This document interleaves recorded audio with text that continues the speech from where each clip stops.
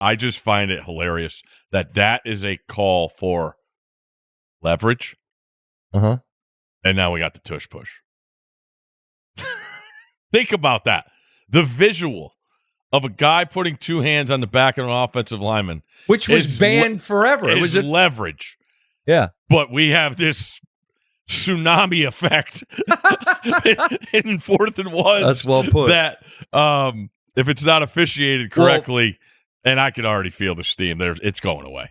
Everyone woke up to Monday after the Chiefs-Eagles game, and they're like, there'll be no more of that. What I want to happen that'll never happen is the officials to admit it's too hard to officiate. Well, Dean Blandino said as much. Like that, we will never get that in black and white.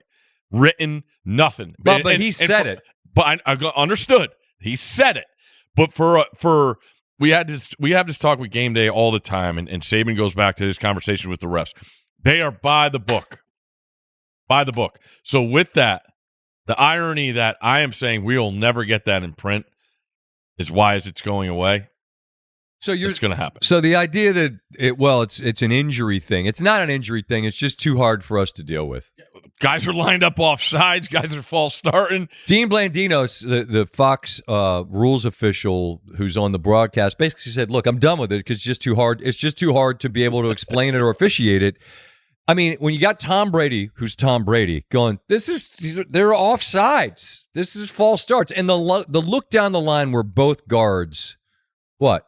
I'm just thinking you said Tom Brady, and then I see him last night in the Raiders booth. Yeah, that's another thing. We'll get to that. All right, yeah, let's table that. Couch the Brady thing. Actually, don't couch it. I've got a simple fix. It's one sentence. If he's calling your game and he comes for the broadcast, don't tell him anything. And he wants to talk to your coaches. Hey, what are you guys doing? I don't know. You'll see. we play at 1 Sunday. We'll watch and see. How about he has to pick one?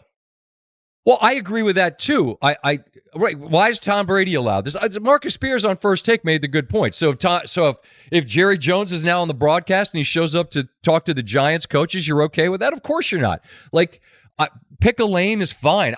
It doesn't trouble me. I'm just saying if it troubles teams, like it's Washington. You've got the Washington Raider game. If that's a Brady game, then you just comes to talk to Dan Quinn and you just say what I said. Well, you'll see at 1.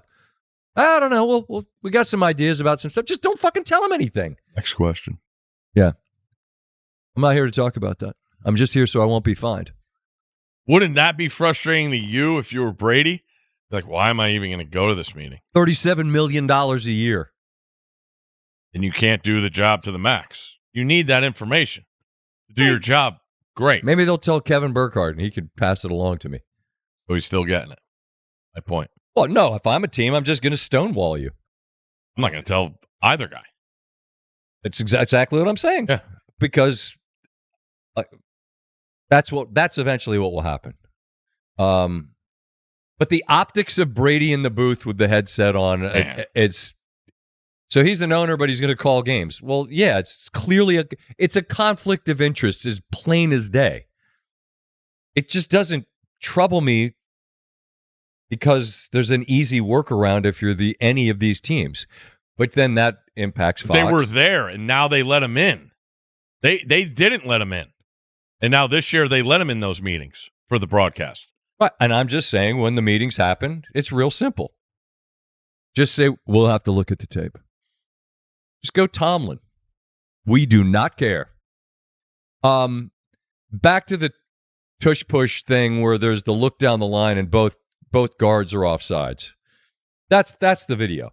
Like the next coaches meeting, when you get together, and they needed 2 more votes. Just someone that's on the 22 votes comes in and goes, here's the play. They ran it 11% of their plays in this game. 7 times they ran it.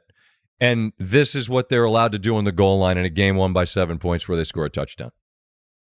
We're good with this? This is what we want? And people, they'll go, nah, I don't like that a whole lot. I vote against. The end. That'll be the end of it. And so whether it's Brady and Blandino, and then it comes out the very next day where Schefter's on TV going, they didn't lose this game yesterday. They lost it in March. And Eagle fans, I get it. And we've got a bunch of them on our thread of our buddies. Yeah. They love to be the victim. Everybody just hates us. They won't bring this up, though, if it gets banned. Never. I don't give a if they do. And I've said it. You guys coach it well. You run it well. It's going to get banned. And when it does, then you could say everybody hates us. I think everybody just hates a play that can't be stopped. And on top of that, appears to be violations of rules. Centers offsides. Well, the defense is in the neutral zone. Of course they're in the neutral zone because they're cheating on top of being great at it. Just trying to think of an analogy of if there were a play you could run in basketball like that was like a layup that no one could stop. I just think there's a frustration with something that used to be like a 4th and 1. Everyone gets fired up. It's a big play. Well, there's no stopping it. Yeah, that's the issue I have is that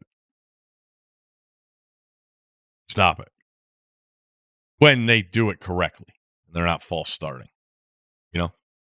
I agree with that. Like I think I watching last night. Mekhi Becton's on the Chargers now. I can't imagine what the interrogation was from Greg Roman and Jim Harbaugh after Becton was with the Eagles last year, won a Super Bowl. Said, get in here, draw it up, tell us how to do it, because they did it a couple times last night with Herbert. I'm like, if they're going to do it, they're going to do it. I think so much of it has to do just with the immense lower body strength of Hurts. I mean, he's just a tank of a human. Oh, I totally disagree. Okay. It's the guards. I mean, you saw it there. You saw how when we're lined up and I'm going first and I'm that low, you're never going to win. Low man wins is rule number 1. Yeah. Well, you know what? No, actually, there's a new rule. First man wins. And if it's first men winning in tandem at the side of the center, who, by the way, is offsides. And again, this is where Eagle fans get irate. I'm starting from the point of you coach it right and you execute it right. Hmm. It's all credit to you. But when you then also are obviously breaking the rule, and then Brady goes in and everybody goes in, and then it's just that's when people go, there'll be no more of that. Again, because it was only 2 votes. It wasn't like it's a Hail Mary. It was a play, a power play that almost worked.